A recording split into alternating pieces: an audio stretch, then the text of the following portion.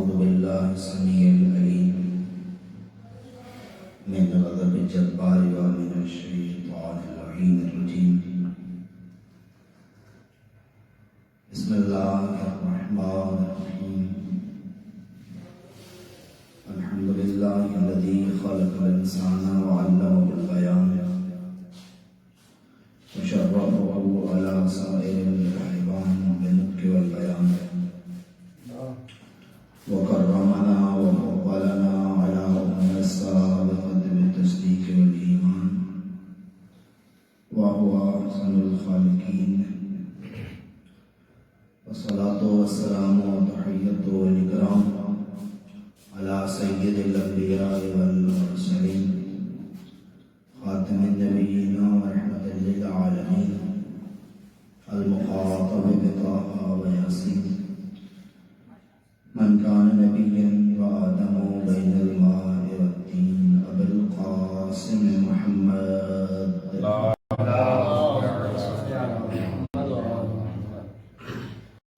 وعلى إخوته الأطيبين الأطهرين المعصومين المظلومين المنتجبين المخدومين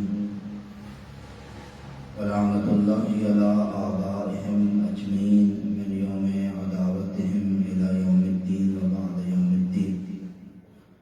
رب اشرح لي صدري ويسر لي أمري واحلل عقدة من لساني يفقهوا قولي.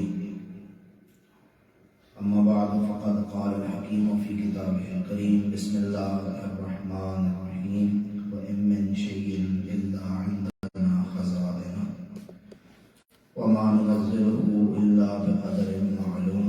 بواز بلند صلوات اللهم صل على محمد خداوند کریم سے دعا ہے کہ پروردگار سلطان محمد و آل محمد کا آپ علماء کرام کی اس حاضری کو اپنی بارگاہ میں قبول فرمائے. پروردگار ہمیں ان مجالس و محافل سے رزق علم و رزق معرفت لینے کی توفیق عنایت فرمائے. پروردگار ان تمام محافل کو ہمارے لیے باعث نجات قرار دے. اس عظیم مقصد کے لیے و بالخصوص برادر عزیز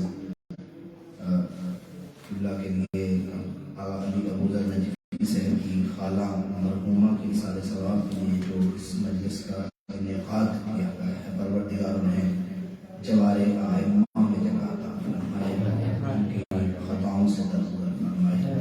اپنی اور ہماری دعاؤں کی قبولیت کے لیے بلند صلوات.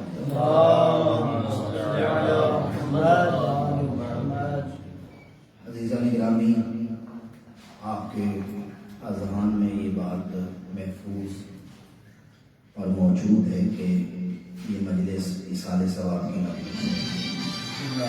یہ مجلس ترحیم کی مجلس ہے اور مجلس ترحیم کا اسلوب یہ ہوتا ہے کہ کچھ ایسا کہا جائے کہ مرحوم کے درجات بلند ہو سکے، کچھ ایسا پڑھا جائے کہ اس کے خطاؤں سے، اس کی غلطیوں سے نام درگزر کرے. اس چیز کو دیکھتے ہوئے میں نے قرآن حکیم کی ایک آیت مجیدہ آپ کے سامنے رکھی ہے. وَإِن مِّن شَيْءٍ إِلَّا عِندَنَا خَزَائِنُهُ وَمَا نُنَزِّلُهُ إِلَّا بِقَدْرٍ مَّعْلُومٍ. کوئی بھی چیز ایسی نہیں ہے، کوئی بھی شے ایسی نہیں ہے جس کا ہمارے پاس خزانہ موجود نہ ہو. پروردگار عالم فرما رہے کوئی بھی چیز ایسی نہیں ہے کہ جو ہمارے پاس جس کا خزانہ موجود نہ ہو، جو مقدار باخر میں ہمارے پاس موجود نہ ہو. وَمَا نُنَزِّلُهُ إِلَّا بِقَدْرٍ مَّعْلُومٍ. لیکن یہ الگ بات ہے کہ ہم جس چیز کو بھی نازل کرتے ہیں یا تمہیں دیتے ہیں وہ ایک معین مقدار میں عطا.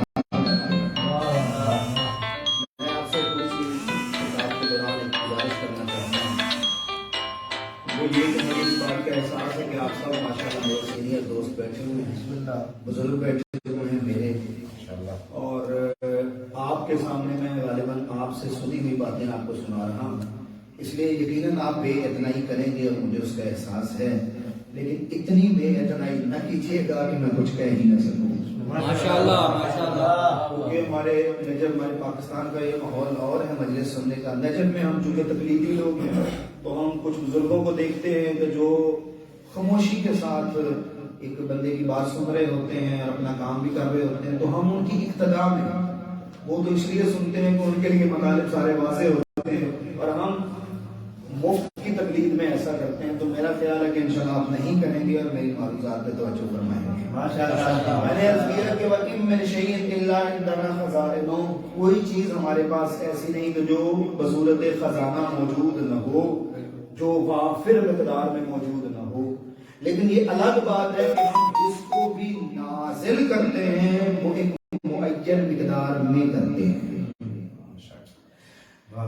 عزیزان گرامی، جو ہمارے پاس اشیاء ہوتی ہیں کچھ بھی ہو، وہ چیزیں حساب کے قابل ہوتی ہیں. ہمارے پاس کوئی چیز کم ہوتی ہے، کوئی زیادہ ہوتی ہے، کوئی تھوڑی ہوتی ہے، زیادہ ہوتی ہے، کوئی بڑی ہوتی ہے، کوئی چھوٹی ہوتی ہے. یہ بڑے اور چھوٹے کا تصور کیسے پیدا ہوتا ہے؟ کوئی چیز بھی بڑی تب ہوتی ہے جب کوئی چیز اس سے چھوٹی موجود ہو. جب تک قیاس نہیں کیا جائے گا تب تک کسی چیز کا بڑا ہونا یا چھوٹا ہونا سمجھ میں نہیں آئے گا. یہ چیزیں پہلے کرنے والی ہوتی ہیں. صلوات پڑھے بر محمد وآلہ. بڑی اور چھوٹی کا تصور جب دو چیزیں آمنے سامنے رکھی جائیں، مقایسہ کیا جائے، موازنہ کیا جائے، تو جب چھوٹی کوئی چیز نکلے گی اس کے مد مقابل والی چیز بڑی کہلائے گی.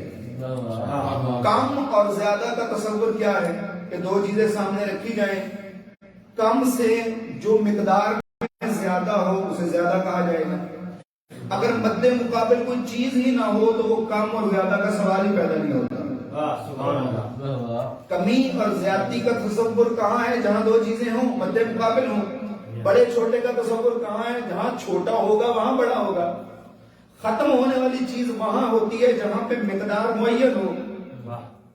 10 کلو شے ہے، 15 کلو شے ہے تو پتہ ہے 15 کلو ہے، وہ بانٹی جائے گی تو ختم ہو جائے گی، مقدار معین.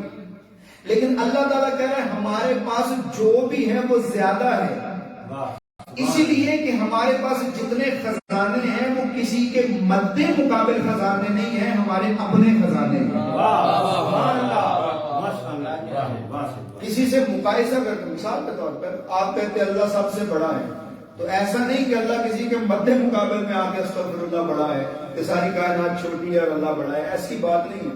ہمارا نظریہ توحید یہ نہیں ہے. حضرت امام جعفر صادق علیہ السلام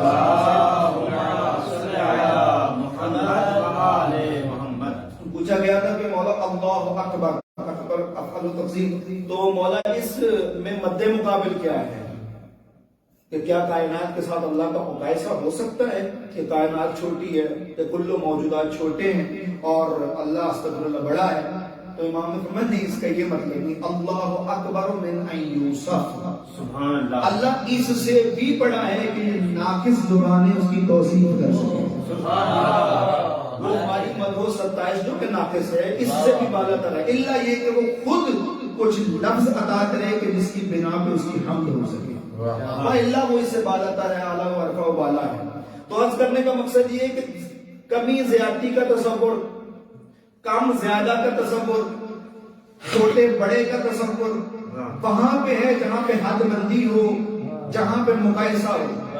وہ کہہ رہے ہیں ہمارے پاس جو بھی ہے وہ بے حساب ہے، ہمارے پاس جو بھی ہے وہ مد مقابل نہیں ہمارا ہے. تھوڑا ہے تمہیں نظر آتا ہے تو بھی ہمارا ہے، زیادہ ہے تو بھی ہمارا ہے.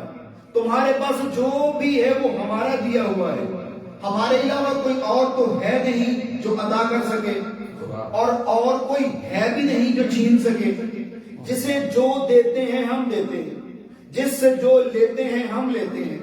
جس کے پاس وسعت ہے وہ ہماری دی ہوئی ہے، جس کے پاس تنگی ہے تو ہماری دی ہوئی ہے. ہم ہر چیز کے مالک و مختار ہیں. اسی لیے روایت میں ہے کہ اگر اللہ کی پوری کائنات میں ہر بندہ، بڑی توجہ رکھیے گا، کہ اللہ کی پوری کائنات میں ہر بندہ اگر اللہ سے پوری کائنات مانگے اور اللہ ہر کسی کو عطا کرے تو اس کے خزانے میں ذرہ برابر کمی نہیں ہوتی. کمی کہاں ہوتی ہے؟ جہاں پہ مقدار معین ہو. اس کے پاس کی بات چھوڑے وہ تو کسی کو دے بھی بغیر حساب کے دیتا ہے. توجہ فرما رہے ہیں. اب سوال یہ پیدا ہوا کہ جب اس کے پاس جو بھی چیز ہے وہ بے حساب ہے تو سب کو دیتا کیوں نہیں؟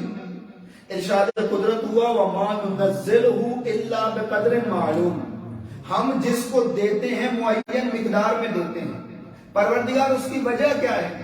اب آدھے قدرت آئے گی ہم قابل کی قابلیت دیکھ کر عطا کرتے ہیں. ہم پہلے پیمانہ دیکھتے ہیں پھر اسے لبریز کرنے کی سوچتے ہیں. ہم پہلے سراہی دیکھتے ہیں اور پھر دیکھتے ہیں کہ اس میں گنجائش کتنی. تمہارے ظرف میں جتنی قابلیت ہوگی اتنا تمہیں عطا کیا جائے گا اور تمہارا ظرف جس چیز کے قابل ہوگا تمہیں وہ عطا کیا جائے گا. جس کا ظرف مال و دولت کے قابل ہوگا اسے مال عطا کیا جائے گا. جس کا خواہش نفس مانگے گا، قرآن میں بھی ہے نا کہ ہم وہ عطا کر دیتے ہیں لیکن آخرت میں اس کا کوئی حصہ نہیں ہوتا، اس کو وہ عطا کیا جائے گا.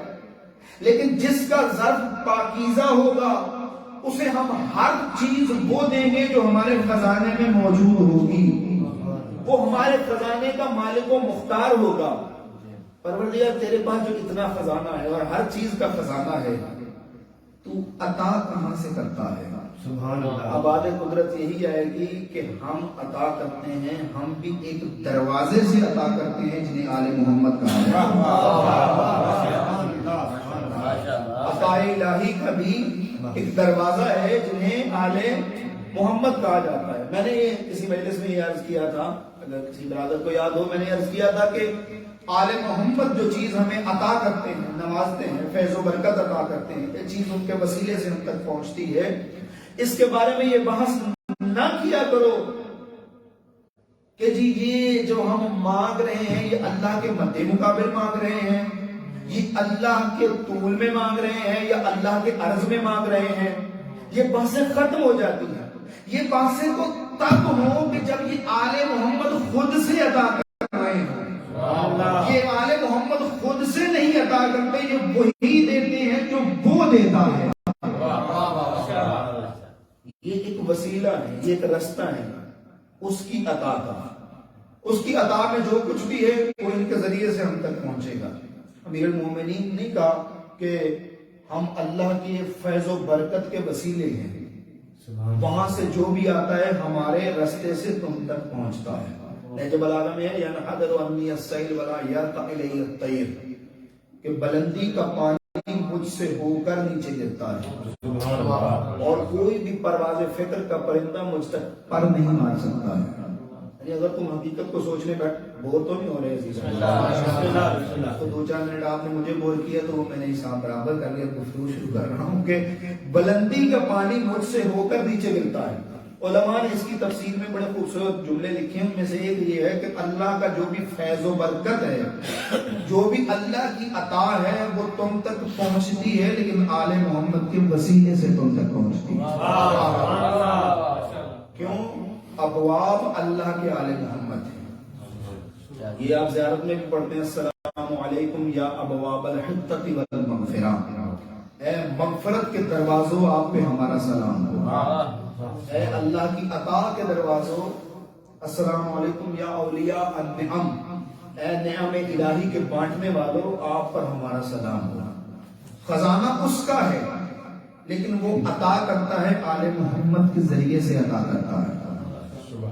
آپ قرآن مجید پڑھیں، قرآن مجید میں آیت ہے وَقَدْ آتَيْنَا آلَ إِبْرَاهِيمَ الْكِتَابَ وَالْحِكْمَةَ وَآتَيْنَاهُمْ مُلْكًا عَظِيمًا، کہ ہم نے علم و حکمت بھی آل ابراہیم کو عطا کیے ہیں اور ملک عظیم بھی انہیں ہی عطا کیا ہے. ایسا ہو نہیں سکتا کہ کوئی چیز تم اللہ سے مانگو اور وہ تمہیں آل محمد کے وسیلے کے بغیر ملے. ہاں جس کو وسیلہ سمجھ میں آ جاتا ہے وہ مومن بن جاتا ہے، جسے سمجھ میں نہیں آتا وہ منافق ہو جاتا ہے. جیسے جیسے اس پوری کائنات کا خالق کون ہے؟ اللہ، یہ ایک حقیقت ہے۔ مالک کون ہے؟ اللہ۔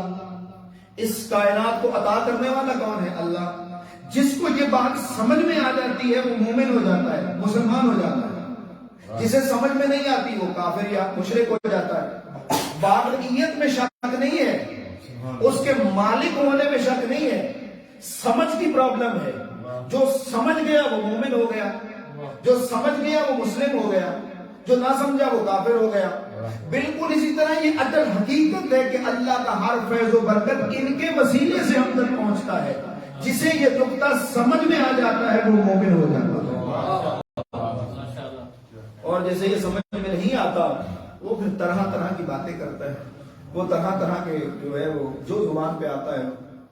لیکن میں عرض کروں کہ اللہ کی عطا کے دو حصے ہیں، ایک ہے مادیت، یہ میرا جسم جو سامنے موجود ہے، یہ کائنات جو ہمیں نظر آ رہی ہے، یہ ظاہر جواہر، دولت، مال، یہ ہر چیز کیا ہے؟ یہ مادہ ہے، اس کا خالق بھی اللہ تعالیٰ ہے۔ اور ایک ہے علم و معرفت، معنویت، وہ بھی اللہ ہی عطا کرتا ہے، علم بھی اسی کے در سے ملتا ہے۔ اب لوگوں کی بھی دو صنفیں ہیں، دو قسم کے لوگ ہیں۔ کچھ وہ لوگ ہیں جو مال پسند ہوتے ہیں، دنیا پسند ہوتے ہیں، یعنی میں آسان کروں، کچھ اعلیٰ لوگ ہیں، کچھ ادنا لوگ ہیں۔ ادنا دنیا سے ہے، یعنی کچھ دنیا دار ہیں اور کچھ اعلیٰ لوگ ہیں۔ جو دنیا والے ہیں وہ دنیا پسند کرتے ہیں، وہ اللہ سے مانگتے بھی دنیا ہے۔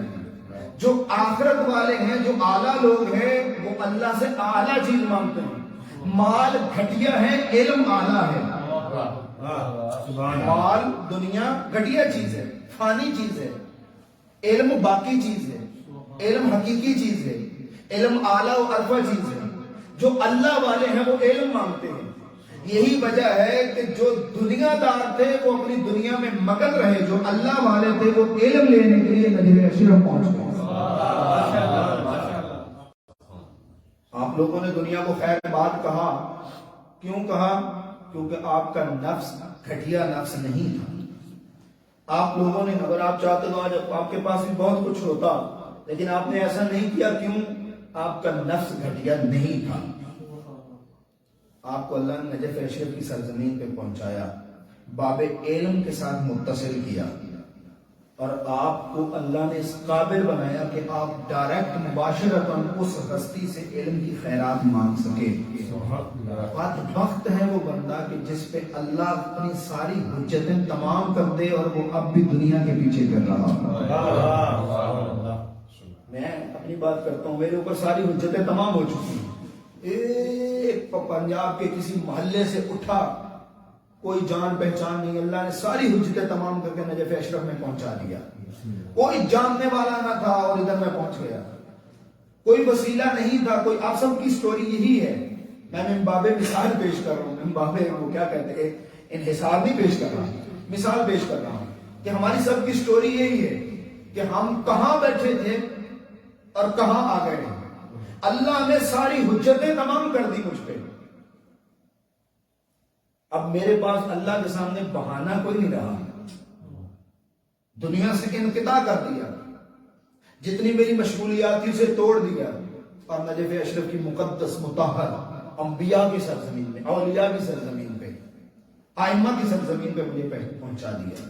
اب لطف یہ ہے کہ میں ہوں اور سامنے مولا ہے۔ اب آپ کی مرضی ہے کہ آپ علم مانگیں یا دنیا مانگیں۔ وہ دینے پہ آئے تو وہ اپنے نوکروں کے ہاتھ سے بھی دنیا تقسیم کروا دیتے ہیں۔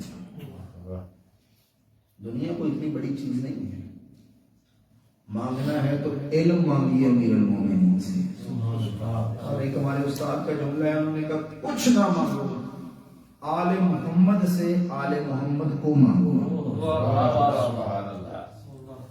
ہمارے ایک اور استاد جو بھی پاکستان سے تشریف لائے، مفسر قرآن، ان کا معروف جملہ ہے جو میں اکثر مجالس میں کہا کرتا ہوں، وہ کہا کرتے ہیں کہ جب انسان کی آنکھیں بند ہوتی ہیں تبھی تو آنکھیں کھلتی ہیں، تب پتہ چلتا ہے۔ اور یہ ہمارے اوپر جب اتمام حجت ہو چکا ہے تو اب امیر المومنین علیہ السلام کے در سے صرف اور صرف علم و حکمت کی، علم و معرفت کی خیرات مانگو. دنیا تو امیری میں بھی گزر جائے گی، غریبی میں بھی گزر جائے گی. دنیا تو گزرنی ہے. جس کے پاس 10,000 روپیہ ہے مہینے کا خرچہ، اس کی بھی گزر جائے گی، اور جس کے پاس 10 لاکھ ہے اس کی بھی گزر جائے گی. میں مطلب کو اور آسان کروں کیونکہ ترہیم کی مجلس ہے اور میں بات کو سمیٹوں کہ ایک بندہ امیر سے غریب ہو گیا، پہلا مہینہ اس کی غریبی ہے، پھر جو چل رہا ہے اس کی روٹین ہے. پہلے مہینے میں اسے محسوس ہوگا کہ میں غریب ہوں، مشکل ہے. اگلا جو چلے گا وہ اس کی روٹین ہوگی. ایک بندہ غریب سے امیر ہو گیا ہے، پہلا مہینہ امیری کا ہے، پھر اس کی روٹین. دنیا تو گزرنی ہے، گزر جانی ہے. حیدر کرار فرماتے ہیں کہ وہ انسان خسارے میں رہا جس کا آج کل سے بہتر نہیں رہے. اس کی ترقی نہیں ہو رہی، اور یہ ترقی مال و دولت کی نہیں، اسے تو ناپسند کیا جاتا ہے. وہ ترقی کہ اس کے علم میں اضافہ نہیں ہو رہا، اس کے ذات راہ میں اضافہ نہیں ہو رہا. حیدر کرار کے محضر میں رہ کر بھی میں نے یہ دیکھا ہے اب دوستان کی محفلوں میں کہ آپ دنیا کی بات کر لیں نا، کسی شخصیت پہ تجزیہ کرنا ہو، کسی ادارے پہ تجزیہ کرنا ہو، کسی ہستی، تو وہ بڑھ چڑھ کے سب کے پاس معلومات وافر ہوتی ہے. کوئی علمی مسئلہ چھیڑ دیں تو زبانیں بند ہو جاتی ہیں. کیوں؟ ہم علم پسند نہیں رہے. جیسے ہمارے بزرگ تھے نا، تو انہیں علمی مسئلوں سے بڑی، جہاں علماء کی محفل لگی وہاں علم ڈسکس ہو رہا. مجھے پاکستان کے ایک عالم دین نے بات سنائی کہ ہمارا جلسہ ہوا کرتا تھا آج سے 60-70 سال پہلے. وہاں علماء لالٹین لے کے مختلف جگہ پہ علماء کی ٹولیاں بیٹھی ہوتی تھی، عوام الناس بھی بیٹھتے تھے، اور ہر جگہ پہ مباحثہ علمی چل رہا ہوتا تھا. لیکن اب وہ رسم ختم ہو چکی اور ہم علی کے قریب رہتے ہوئے علی سے بہت دور چلے گئے. قرب امیر المومنین علیہ السلام کا معاملہ ہے. جتنا علی کے قریب ہوں گے خدا کی قسم اتنے اللہ کے قریب ہوں گے. آج ہماری ایک مومنہ جو اس دار فانی سے چلی گئی، اس کا نامہ اعمال بند ہو گیا، لیکن کون سا نامہ اعمال کھلا رہا؟ جو اس نے اپنے پیچھے آثار چھوڑے ہیں وہ باقی رہے. اگر نیک اولاد چھوڑی ہے تو باقی رہی، اگر کوئی فلاحی کام کیا ہے تو باقی رہا.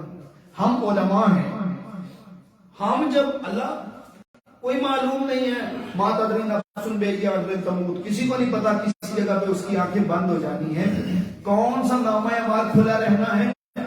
نامہ اعمال وہ کھلا رہنا ہے جو آپ کے آثار بن کے باقی رہنے ہیں. صلوات پڑھتا ہوں.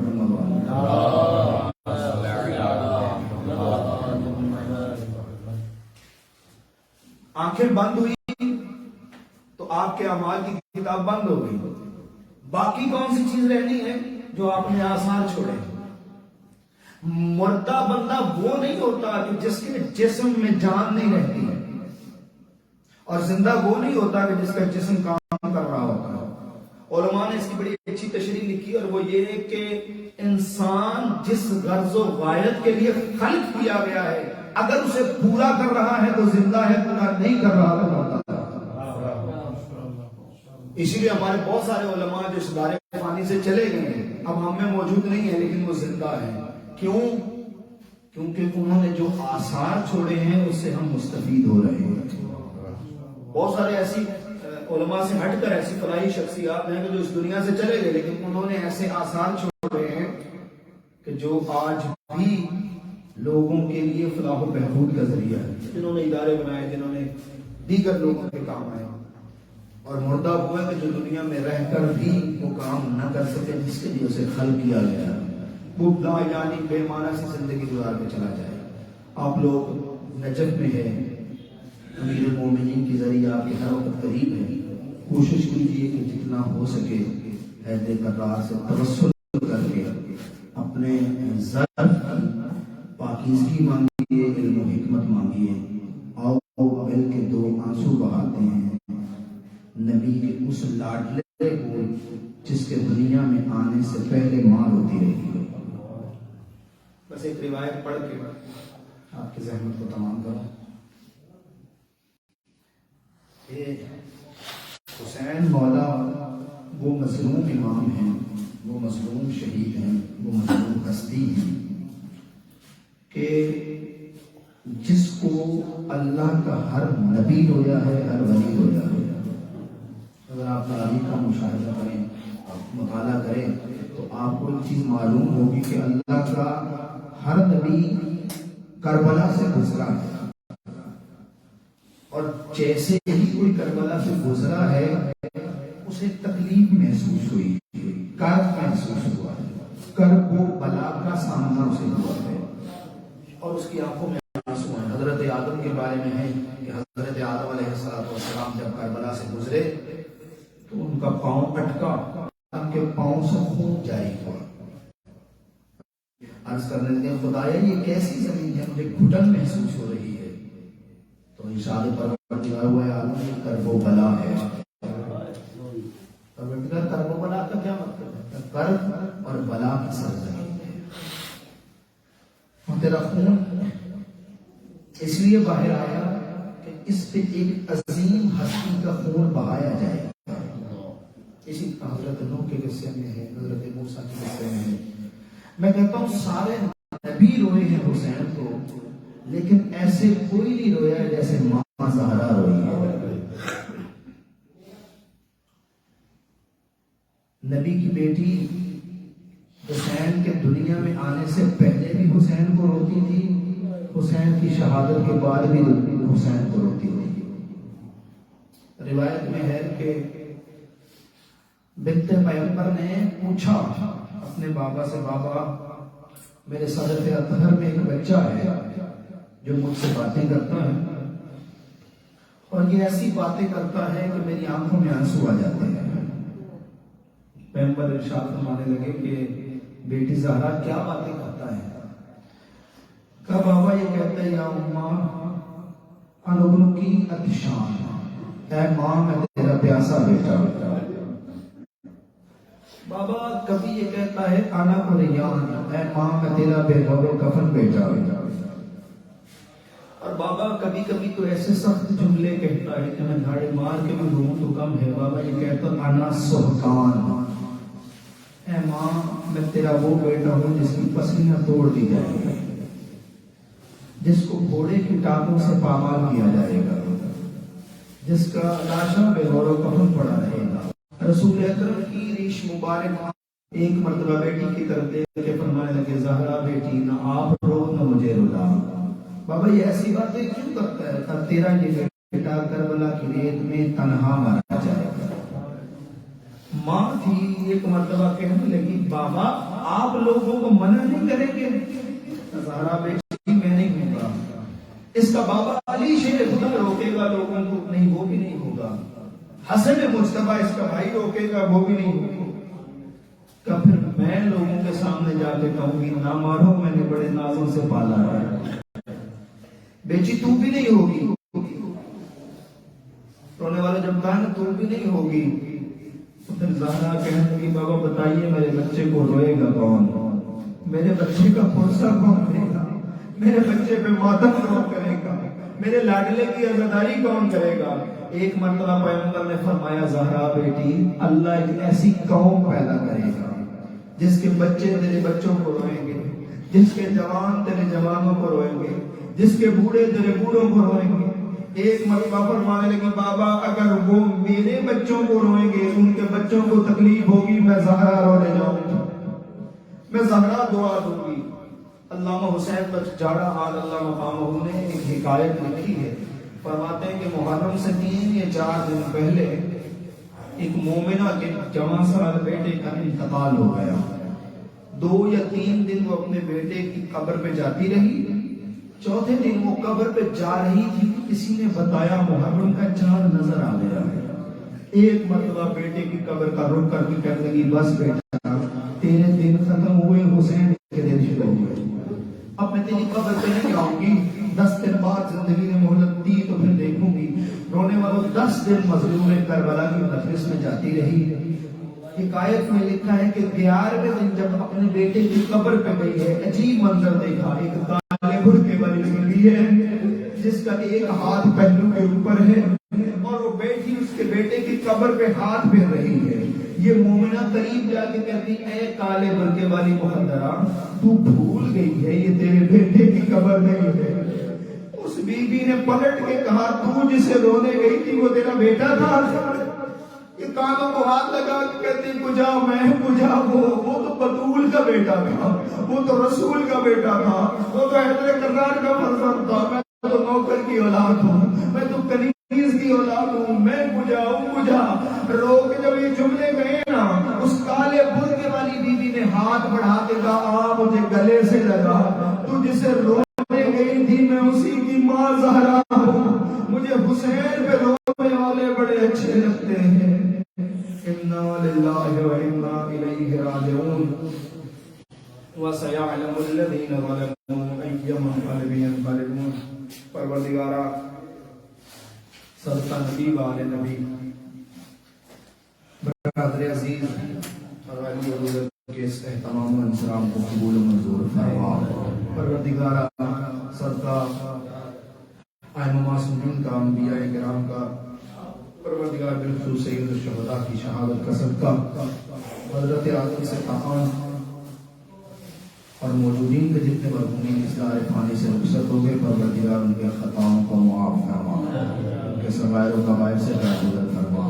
صدقہ محمد و آل محمد کا پروردگار انہیں جوار آئینہ میں جزا عطا فرما, ہمیں دنیا میں رہ کے آخرت کی فکر نصیب فرما, قرب ائمہ معصومین نصیب فرما. پروردگار صدقہ نبی و آل نبی علم و حکمت کی خیرات عطا فرما. صدقہ محمد و آل محمد کا نجف اشرف سے صحیح معنوں میں مستفید ہونے کی توفیق عنایت فرما. صدقہ محمد و آل محمد کا علماء اعلام کا سایہ ہمارے سروں میں قائم و دائم فرما.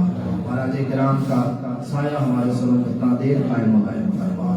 صدقہ محمد و آل محمد کا پروردگار جس مقصد کے لیے ہم اس نجف اشرف میں آئے ہیں, پروردگار صدقہ محمد و آل محمد کا ہمیں اس میں کامیاب و کامران فرما. حاضرین کی جتنی دعائیں دلوں میں موجود ہیں یا زبانوں میں موجود ہیں, پروردگار تمام کو مستجاب فرما. ان کی مشکلات ہیں, مشکلات کو آسان فرما, پریشانیوں کو دور فرما. صدقہ محمد و آل محمد کا امام زمان کو ہم سے راضی و خوشنود فرما, ان کے ظہور پر نور میں تعجیل عطا فرما, ان کے اعمال و انصار میں شمار فرما, ہماری دعاؤں کو مستجاب فرما. ربنا تقبل منا انک انت السمیع الدعاء بحق زہرا ابیہا و بعلہا و بنیہا. اللهم صل على محمد وعلى محمد رحم الله.